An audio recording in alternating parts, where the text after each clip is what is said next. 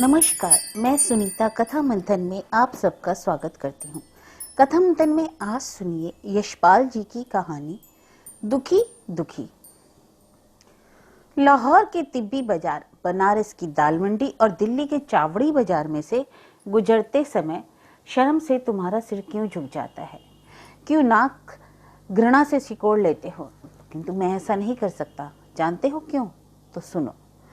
मानोगे नहीं, लेकिन सच कहता हूँ। मुंह में अनाज का दाना डाले पूरे 4 रोज हो गए थे। कदम कदम पर पैर लड़खड़ाते थे और आंखों के सामने अंधेरा छा जाता था। पहले तो सिर घूमने लगा और फिर मानो दर्द से फटने सा लगा। दिल में तिलमलाहट होने लगी और बड़े जोर से उबकाई आती थी, जैसे कैं हो जाएगी। पर पेट में रखा क्या था? केवल पानी। पेट की ज्वाला को बुझाने के लिए कभी इस प्याऊ तो कभी उस प्याऊ में से पानी पी लेता और वहीं निकल जाता।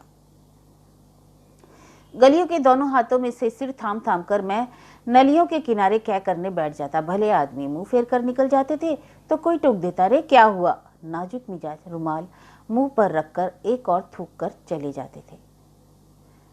पहली रात तो स्टेशन के सामने जो बाग है ना, क्या कहते हैं उसे, हाँ, विक्टोरिया गार्डन, वहीं पर एक बेंच पर लेटकर गुजार दी।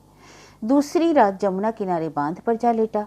तीसरी रात मन बहुत बेचैन था। पैरों में कहीं जाने की शक्ति ना थी। सिर में दर्द अधिक था। उस समय ना जाने क्या ढूंढता खोजता किसी अंधी आशा में किसी प्रयोजन से जामा मस्जिद के समीप से चला जा रहा था।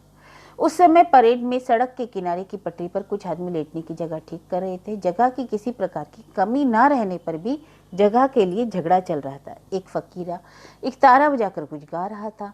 वहां पहुंचकर मुझे अनुभव हुआ मानो एक ठिकाने पहुंच गया हूं। पहले 2 दिन की तरह लज्जा के कारण एकांत ढूंढने की इच्छा ना हुई। घृणा के कारण उन लोगों से भाग जाने की भी इच्छा नहीं हुई। उन्हीं लोगों की संगत से मैं भी एक और लेट गया। उफ, इंसान क्यों और कैसे बदल जाता है। सोचने लगा अब क्या होगा, घर वालों को खबर कैसे होगी। लेकिन इस बात को तो मैं 3 दिन और 2 रात से सोच रहा था। सोचते सोचते थक गया तो समीप लेटे हुए आदमियों की बातचीत सुनने लगा। चौथे दिन सोचा, मिथ्या लज्जा में क्या रखा है। जैसे सैकड़ों आदमी हाथ पसार कर मांग लेते हैं, उसी तरह मैं भी मांग लूंगा। जब मेरा सब कुछ भाग्य ने छीन लिया तो भाग्य की ही इच्छा पूरी हो। परंतु किसी भद्र पुरुष के सामने समीप पहुंचने पर जीवा जड़ हो जाती। सोचने लगता, क्या यह मेरी बात सुनेगा? बचपन से माँ के अतिरिक्त कभी किसी से कुछ मांगा नहीं। माँ ने सदा यही सिखाया था, बेटा कभी कोई कुछ दे तो भी नहीं लेना। उस समय मालूम हुआ यह केवल भरे पेट का अभिमान था। स्टेशन के समीप बार बार जाता। मालूम होता था स्टेशन मेरे घर का दरवाजा है जो पैसे की चाबी से खुल सकता है, परंतु वह चाबी मेरे पास नहीं थी, खो गई थी। इसी से मैं बेघर-बार था, निराश्रय था। स्टेशन से फतेहपुरी पहुंचा। फतेहपुरी में सांझ को कैसी भीड़ होती थी सो तो जानते ही हो। जन प्रवाह वहां रहा था। ना जाने कौन प्रेरणा, कौन शक्ति दिन भर में कई दफे मुझे पूरी पराठे की दुकानों के सामने ले जाती। अनेक बार सतृष्ण नेत्रों से मैं उन पदार्थों को देखता। भीषण परिणाम में उन्हें निगल जाने की इच्छा होती थी। यहाँ तक कि सड़क पर बैठे कबाब फरोश के सामान को, जिसके समीप से गुजरते समय नाक पर रुमाल रख लेना पड़ता था, मैं लालुप दृष्टि से देखने लगता था।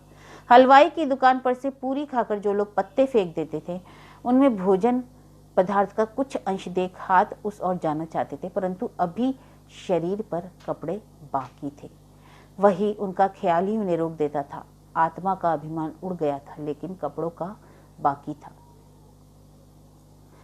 भूख बुरी चीज है, उससे हाथी और शेर भी सूत हो जाते हैं। मनुष्य की क्या बिसात। एक गली में देखा, एक धर्म प्राण हिंदू नारी सांड को रोट खिला रही है। आंखों में आंसू आ गए। दांतों में से होठ काटकर बड़ी मुश्किल से उन्हें रोका। कह रहा हूं, बिना किसी प्रयोजन के जिस और पैर उठे उसी और दीवारों का सहारा ले लेकर चला जा रहा था। आ पहुंचा हौज काजी। होश आवाज दुरुस्त रहते जहां आकर गर्दन झुकाकर तुरंत भाग जाना चाहिए था, वहां बहुत आहिस्ता आहिस्ता इधर उधर देखता टहल रहा था। संकोच क्या होता है। एक तरह से ज्ञान शून्य, अनुभूति शून्य, संज्ञा शून्य हो रहा था। रोशन थिएटर से अजमेरी दरवाजे की ओर जो जगह है, जहां नीची बेरौनक दुकानें हैं और ऊपर अंधेरी कोठरियों में टिटी हुई चीकों की आड़ में गरीब वेश्याएं रहती हैं, वहीं मैं टहलने लगा। जैसे डॉक्टर, वकील और दुकानदारों में छोटे बड़े का दर्जा है, वैसे ही इन वेश्याओं में भी है। एक वेश्या रहती है चावड़ी में, जहां अट्टालिकाओं पर फूलों के गजरे लटके रहते हैं। रंगीन कांच के मनकों के पर्दों में से बिजली की चकाचौंध झाड़ फानूस से लदी छत दिखाई देती है। बाजार खस और हीना की गंध से भरा रहता है। ऊपर से नुपुरों की झनकार, तबला, बेला और सरंगी की सुर लहरी के बीच हंसी का कोलाहल सुनाई पड़ता है। दूसरी वेश्या है रोशन थिएटर के नीचे की ओर। प्रायः धुंधली दीवार, गिरी लालटेन छज्जे के खंभे से लटकी रहती है और उसके साथ ही जैसे रोशनी पर आए पतंगों को निकलने के लिए छिपकली ताक लगाए बैठी रहती है, वैसे ही मुंह पर सफेद रंग पोते वेश्या ग्राहकों की बाट जोहा करती है। कहीं कहीं मिट्टी के तेल की ढिबरी धुआं उगलती दिखाई देती है और उसके समीप एक सूखा सा हताश मुंह प्रतीक्षा में आंखें फैलाई दिखाई देता है। मैं कभी कदम कदम चलने लगता और कभी गिरते शरीर को संभालने के लिए कमर पर हाथ रखकर ऊपर नीचे इधर उधर देखने लगता।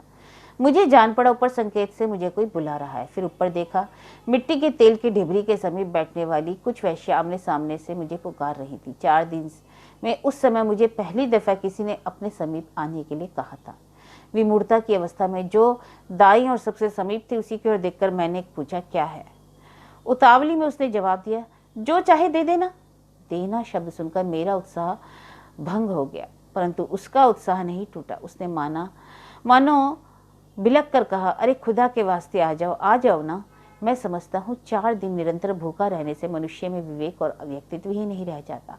मशीन की तरह उसके हुक्म से मैं जीने पर चढ़ने लगा। जीने पर पैर लरज रहे थे और दोनों ओर की दीवारों का सहारा लेकर मैं ऊपर चढ़ रहा था। उस समय भी मुझे यह ख्याल न आया कि मैं ऊपर क्यों जा रहा हूँ। उसने कंघी पट्टी पर बाल जरूर बांधे हुए थे, परंतु शेष उसके कपड़ों को देख उसे मैंने किले के सामने परेड में सोने वाले जीवों में से भिन्न नहीं समझा।